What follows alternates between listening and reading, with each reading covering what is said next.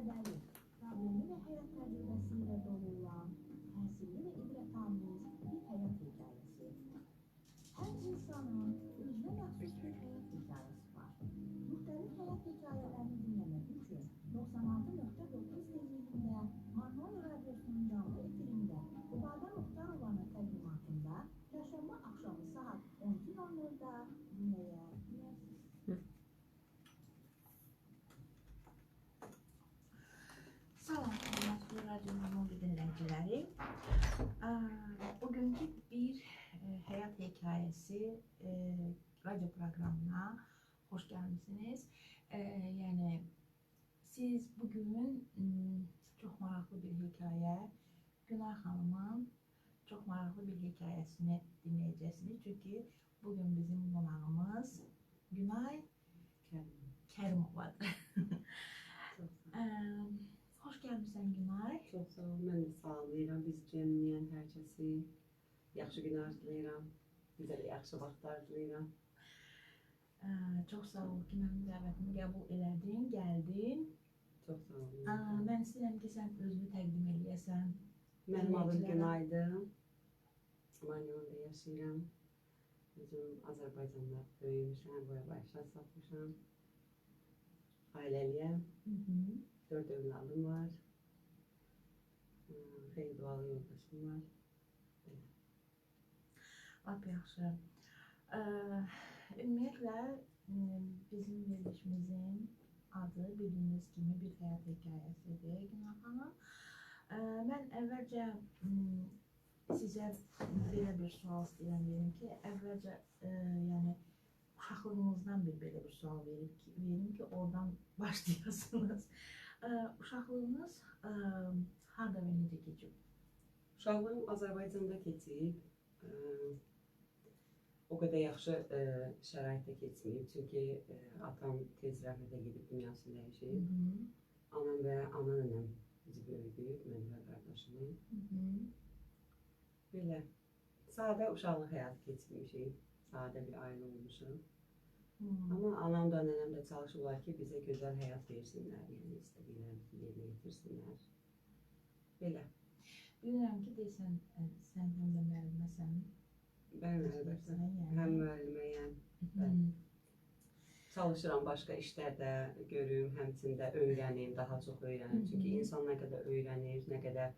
Yəni oxumaq azdır. İndiki zamanda institut oxumaq çox azdır hətta. Ona görə insan gərək ki, bir neçə şeylər öyrənir, yəni sənət baxımından bir neçə şeylər öyrənir. Kimisi musiqi öyrənir, kimisi əl sənət öyrənir, kimisi gözəllik, bu sahədə. Mən də çalışıram özümü sınayım bir çox sahələrdə. Sevirəm bir çox şeylər eləməyi. Lap yaxşı. Sizin həyat hekayəniz, bugün siz bizə məsələn nədən?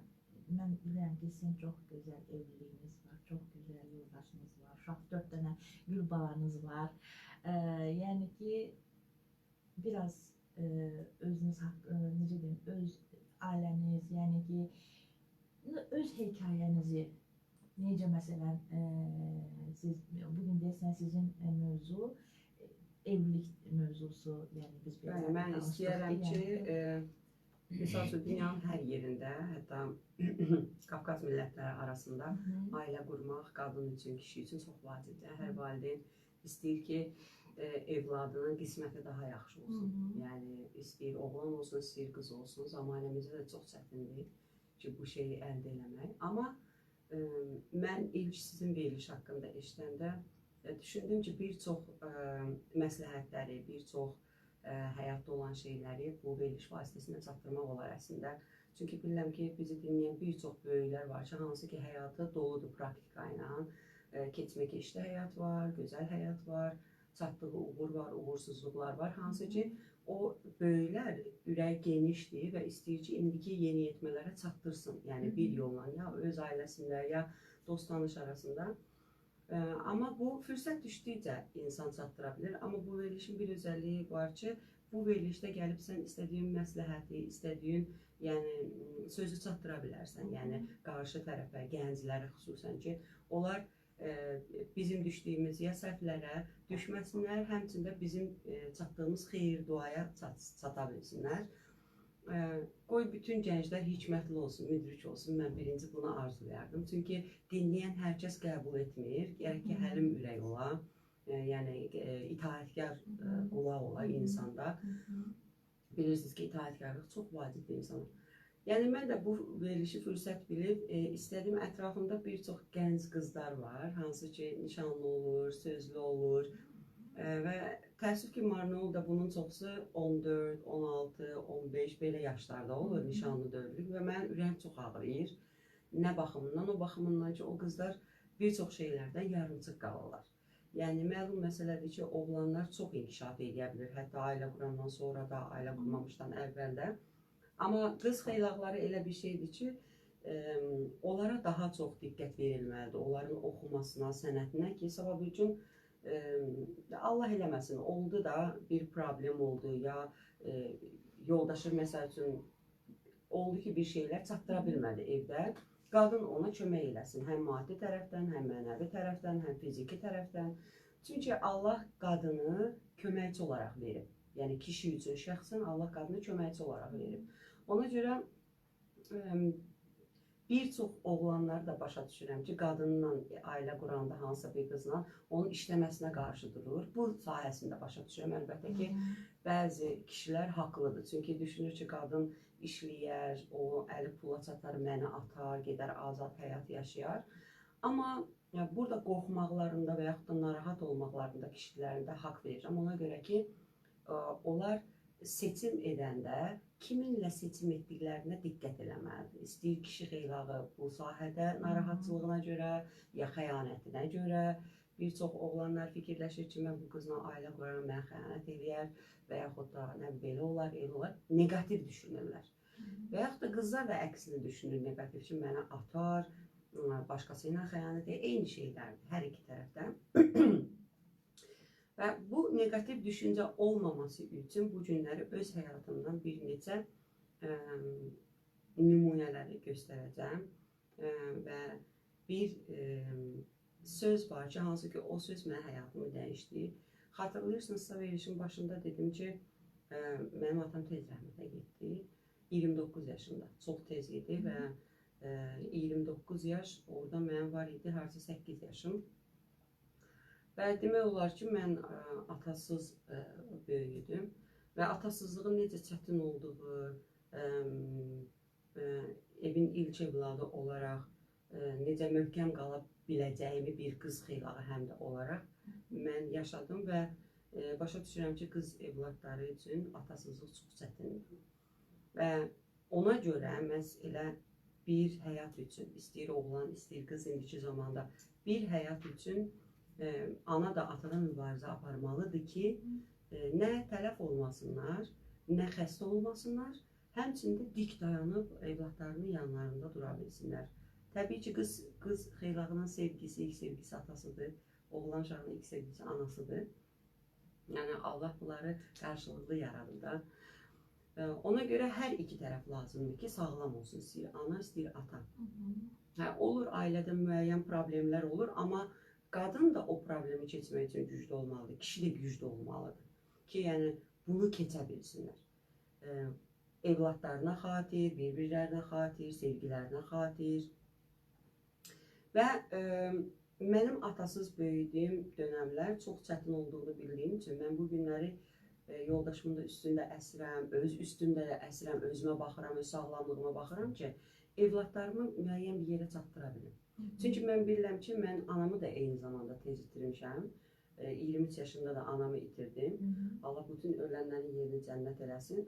Amma Allaha şükür edirəm, Allaha minnətdaram ki, bu ömrünü, anamın bu ömrünü 23 yaşıma qədər mənə bəxş elədi. Çünki çox gözəl ana idi. Mən ona fəxr edirəm, onu çox sevirəm. Və çox da minnətdaram onun mənim üçün etdiyinə, qardaşım üçün etdiyinə.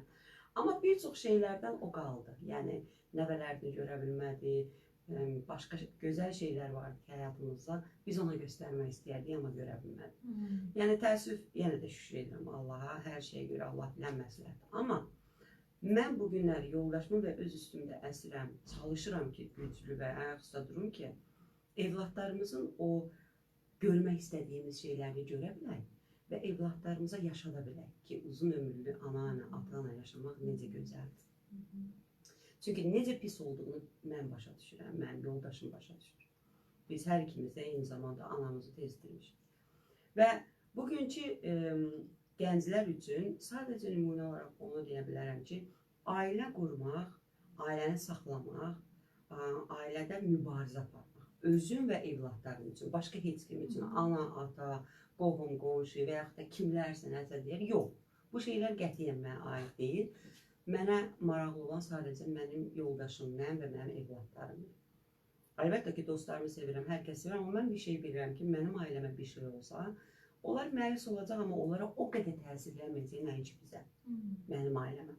Ona görə hər kəs bunu başa düşməlidir ki, ailə bu Allahın sənə verdiyi böyük bir əmanətdir, böyük bir xeyir duadır. Həm uşaq üçün, həm bir-biriniz üçün. Çünki cavab verəcək bu məsuliyyətdir bizim üçün.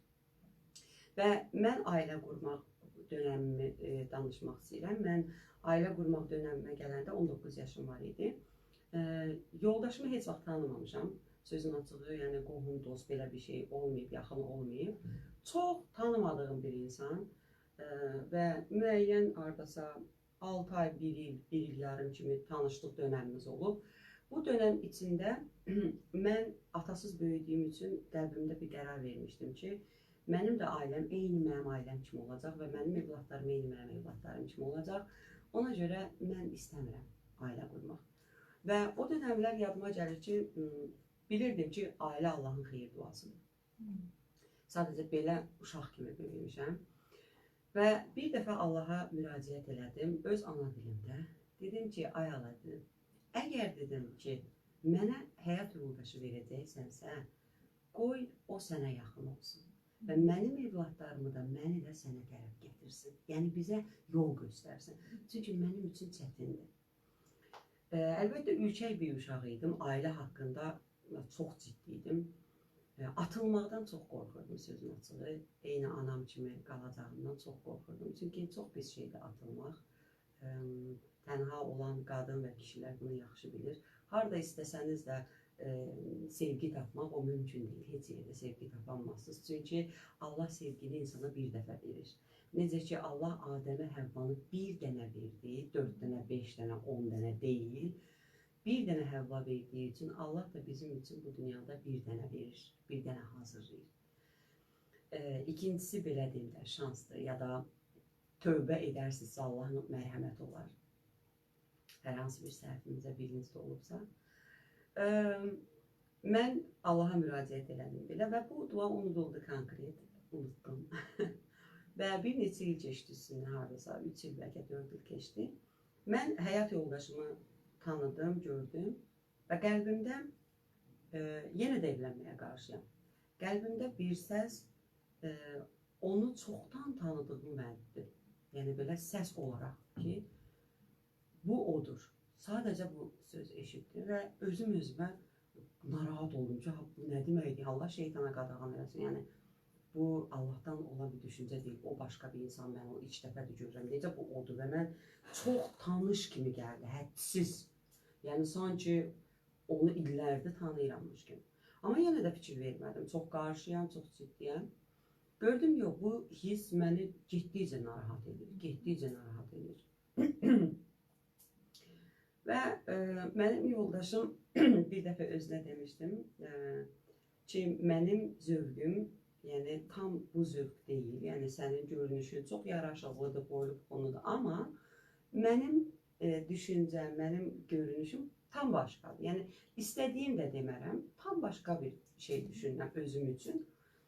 Amma Allahdan gözləyirəm, Allah nə verəcəksə ona razıyam. Çünki Allah mənim üçün ən yaxşısını verəcək, buna inanıram. Eyni zamanda hər kəs məncə belə etməlidir. Allaha inanan hər kəs inanmalıdır ki, Allah onun üçün ən yaxşısını hazırlayır ki, ən yaxşısı Allahdadır. Sağda, solda ya da hardasa deyil. Hansısa insanın iki dilinin arasında deyil, gəlsin ki, bu sənin sevdiyin olmalı ya da ailən olmalı.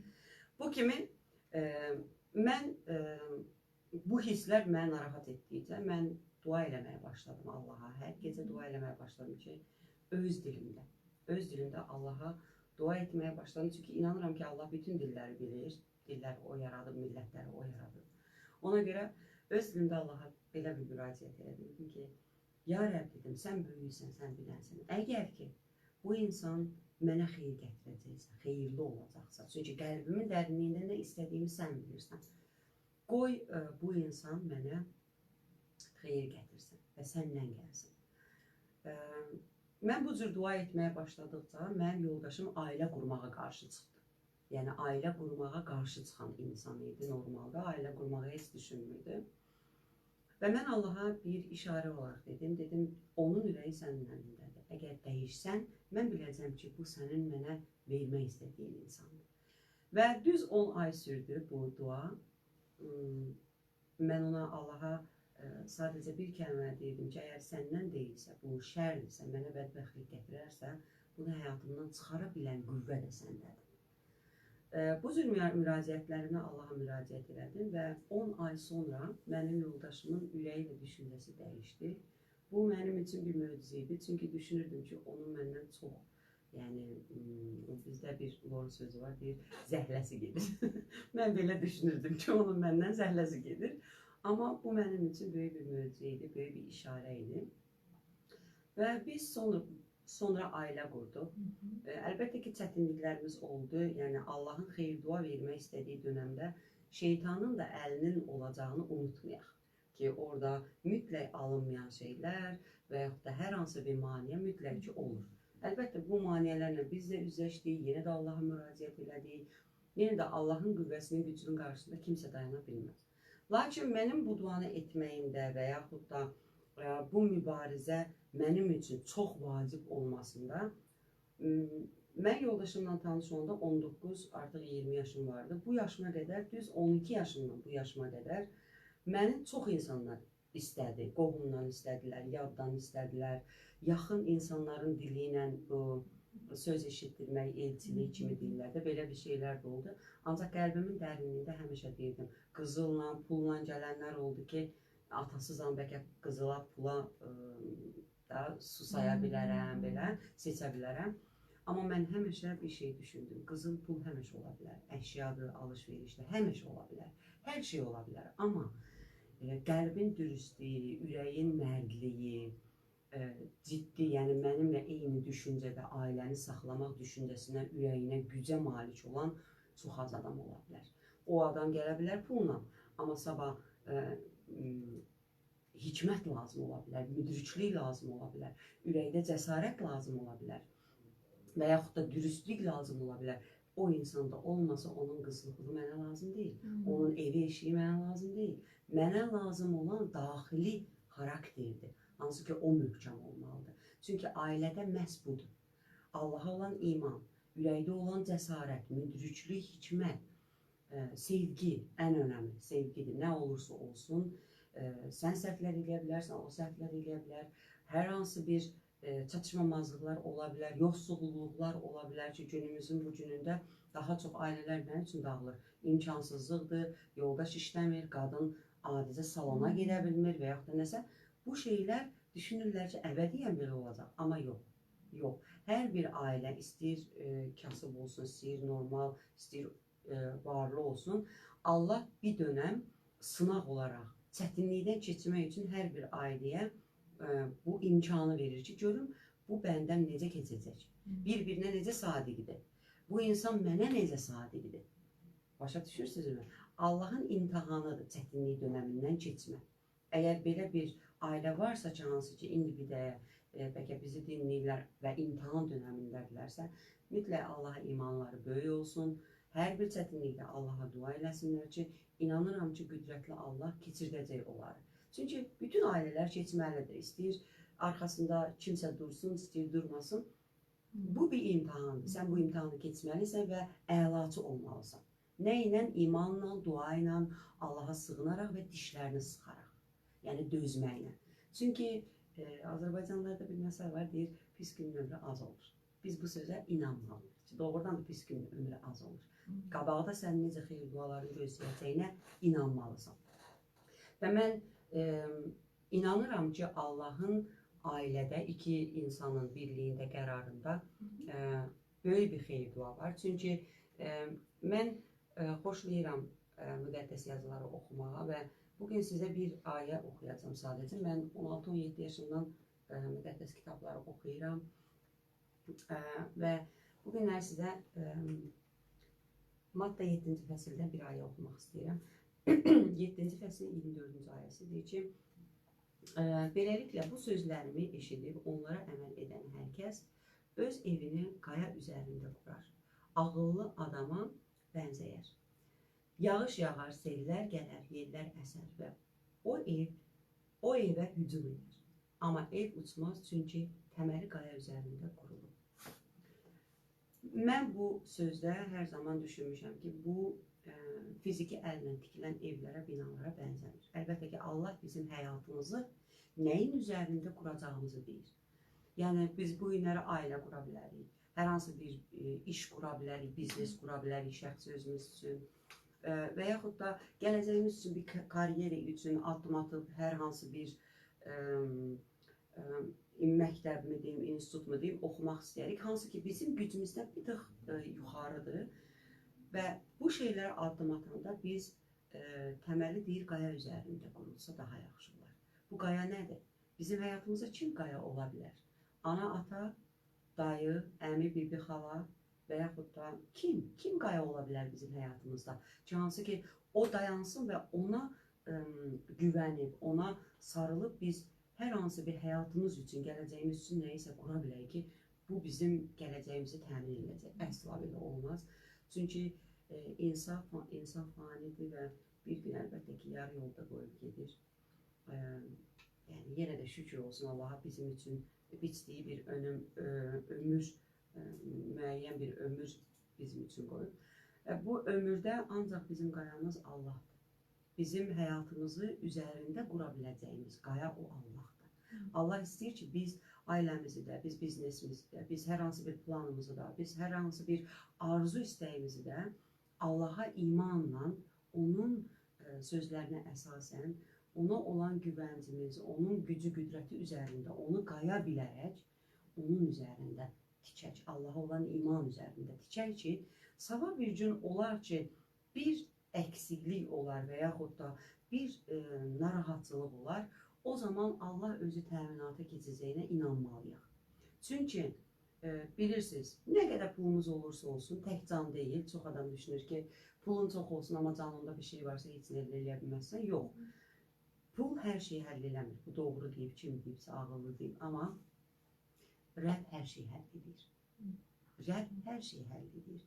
Əgər sən Allaha güvənib, bir insanla ailə qurursansa, əgər sən Allaha güvənib biznes açırsansa, sən Allaha güvənib oxumaq üçün, karyera üçün, gələcək üçün addım atırsansa, sən əmin olmalısan ki, Allah sənin arxanda dayanır və kimsə sənin önündə dayana bilməz. Sən buna əmin olmalısan. Və mən öz ailəmi qurarkən Allahın kəlamına, Allah olan imanıma, Allah olan dualarıma görə addım atdım. Mən ailə qurarkən qorxmadım. Qorxmadım ki, mən anam kimi tənha qalaram, əziyyət çəkərəm və yaxud da evladlarım mən kimi əziyyət çəkər. Əlbəttə, mən də həyatımda çətinliklər oldu, amma hər bir çətinlikdən Allahın mənə keçirdəcəyinə inanıram. Çünki İncil kitabından belə bir söz yadıma düşdü. Deyir, otdan keçəcəksən, yanmayacaqsan. Sudan keçəcəksən, batmayacaqsan. Bəla sənə əsla yaxın gəlməyəcək. Ona görə sənin imanın səni hər şeydən keçirdəcək. Yetər ki, eşidən qulağın, qəbul edən həlim ürəyin, tövbə edən dilin olsun. Yəni, peşmançılığın olsun. Çünki Davud Peyğəmbərin kitabı, Zəbur kitabında bir məzmurda gözəl bir söz deyir ki, həlim qəlb və tövbə edən ürəyə Rəbb əsla xor baxmaz. O, Allah üçün kəsilmiş minlərlə buğadan, minlərlə qurçdan daha dəyərlidir.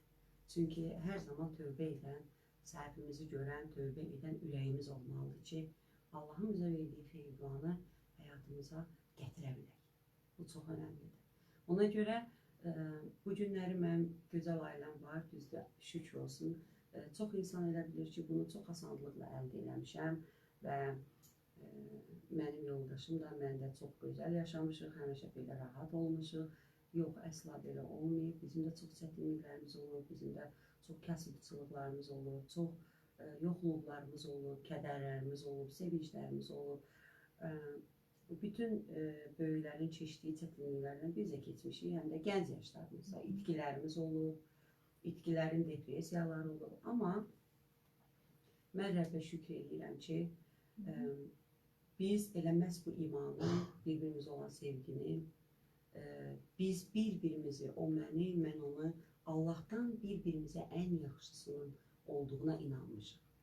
Ona görə indiki gənclərə çox məsləhət edərdim. Hətta nəinki ana, ata, mən çox böyük hörmət edirəm atalarımıza, analarımıza, amma ata-analarımız da insandırlar. İnsan, mən həmişə deyirəm, burnunun ucundan o tərəfi görə bilmir.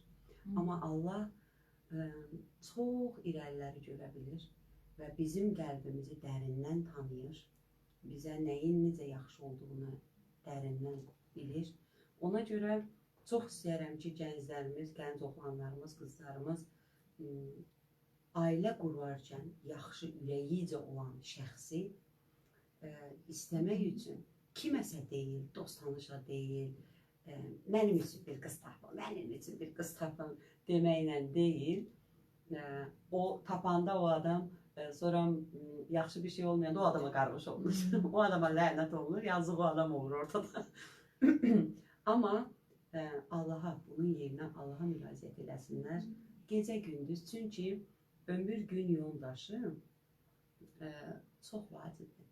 Sən ölənə qədər onunla bərabər olmalısan. Və onunla bərabər ölənə qədər olmaq üçün onu o qədər sevməlisən, o qədər ona güvənib bağlanmalısan ki, sən gözün arxada qalmamalıdır. Sən arasa getsən də, sən xəstə olsan da, qorxmamalısan ki, görəsən mən xəstə olsam, o məni sevərmi yoxsa yox. Allahdan aldığın şəxsdə bu düşüncə olmur. Ona görə çox istərəm ki, gənclər Allaha üst tutsunlar, gecə gündüz dua eləsinlər və Allahın xeyir duasını alıb onun dadına baxsınlar. Yəni görsünlər ki, Allahdan xeyir dua almaq nə deməkdir? Yəni həm həyat yoldaşı olaraq, həm iş olaraq, biznes, hər hansı bir arzu istəklərini Allahdan alsınlar və onun dadına baxsınlar. Mən düşünürəm ki, o zaman mən kimi danışan insanlar çox olacaq. Çok sağ ol Günay. Yəni ki, bu hekayəni gördü oradan. Çok maraqlıdır. Həqiqətən də. Yəni ki, məsələn, belə bir sual istəyirəm benim ki, məsələn, həyatda ən çox dəyər, məsələn, sənin dəyər verdiyin şey nədir? Ən çox dəyər verdiyim şey Allahla olan münasibətimdir. Yəni Allahla olan, ona qarşı olan sevgimdir, onun mənim haqqımda indi səmadan, göylərdən baxanda nə düşündüyüdür. Onu necə razı sala bilərəm və o baxanda mənə necə sevinə bilər. Çünki müqəddəs kitablarda yazılı baxı, yer Allahın kətlidir, ayaqlarının altında və göylər Allahın taxtıdır. Əlbəttə ki, Allah hər birimizin ürəyini görür, hər birimizə baxır, amma hal-hazırda çalışıram, içi evlatlarıma qulluğum olsun, yoldaşımın qayğısına qalmaq olsun, insanlar arasında özümü təqdim eləməyim olsun. Hər sahədə çalışıram ki, Allah'a razı salım. Yəni bir insan olaraq. Çox adam deyir, bu qeyri-mümkündür, amma əlbəttə Allah çox müqəddəsdir. Biz günahkarıq, istəmədik səhvlər, günahlar çox edirik. Amma həmişə tövbə edən qəlbimiz olarsa, Allah bizdən çox razı qalır. Çünki Allah sınmış qəlbə xor baxmır, tövbə edən ürəyə. Heç vaxt xor baxmır. O deyərlər, Davudun sözünü dedim, o sözü tam çatdırmaq istəyirəm sizə. Davud Allaha deyir ki, Davud Peyğəmbər həyatını oxuyanlar da bilər ki, onun da çox səhvləri, günahları olur və o hər zaman təsəllini də, gücü də, sevinci də Allahın huzuruna açıb, oradan alıb. Zəbur kitabı ona görə dualar kitabıdır. Və bir duasında o deyir ki, ya Rəbb, sənə minlərlə, 10 minlərlə qurban kəsərəm. Amma sən bunu istəmirsən, sənə məqbul olan ürək, təvəzzükar, həlim, və tövbə edən qəlb. Yəni biz bundan bilirik ki, minlərlə qurban kəs, amma qəlbində azacıq da olsa çirk, ləkə, itaətsizlik, kin varsa, tövbə yoxdursa, tövbə edən qəlbi yoxdursa, onun sənə bir faydası yoxdur. Buna görə bunun üçün çalışıram. Gələcək üçün hansı arzularınız, planlarınız var? Gələcək üçün sözün düzü desəm, əvvəllər çox arzularım olardı. Amma Allahın kəlamını oxuduğuma görə deyirəm ki, kəlam mənim düşüncələrimi dəyişir. Yəni arzularıma bir-bir, bu sənə lazım deyil deyir sanki. Çünki mən hər kəs kimi fani şeylərdən arzulayırıq. Biz deyirik, maşın olsun, ev olsun, bu olsun, o olsun. Bunlar hamısı keçib gedən şeydir və yaxud da zamanla olası şeylərdir. Amma mən daha yaxşı, daha ağıllı bir şey eləmişəm. İndi siz məndən o sirrimi alıb minlərlə dinləyicilərimizə verəcəksiniz, amma yenə də şadam. Çünki yaxşı bir şeydir. Müqəddəs kitabda, İncil kitabında İsa Məsihin gözəl bir sözü var. Deyir ki, Allahın sizin üçün, iman edənlər üçün, sizin üçün hazırlayanların nə göz görüb, nə qulaq eşidib, nə ürək duyub və artıq neçə vaxtdır bu sözü tuturam düşüncəmdə və doğrudan da Allahın bizim üçün arzuladığı, hər bir insan üçün arzuladığı ki, biz dünyaya gələndən onun planları bizim üçün mövcuddur, doğrudan da düz deyir. Mən ancaq dua edirəm ki, bu arzu istəklər həyata keçsin. Sənin istədiklərin, mənim istədiklərim keçərlidir. Yəni fanidir, bugün var, sabah yoxdur. Amma sənin planların mənim üçün daha gözəldir. Marağındayam ki, görəsən nədir. Ona görə dua edirəm ki, öz planlarına, öz istəklərinə, mənim üçün nə hazırlamısan, o sürprizlərə doğru məni yönəl. Lap yaxşı Günay xanım, çox sağ olun. Çox sağ olun ki, yenidən sizə minnətdarlığımı bildirirəm ki, mənim dəvətimi qəbul ediniz, gəldiniz. Siz çox sağ olun. Həqiqətən də doğrudan çox maraqlı bir hekayəniz var. Çox sağ olun ki, bizimlə bölüşdünüz. Çox sağ olun. Əziz Radio Marnoli dinləyiciləri, bugünkü bir həyat hekayəsi verilişimiz, radio proqramımız sona yetir. Yenə də gələn görüşlərə dək, görüşənə dək sizinlə çox sağ olun ki, dinlədiniz. Sağ olun.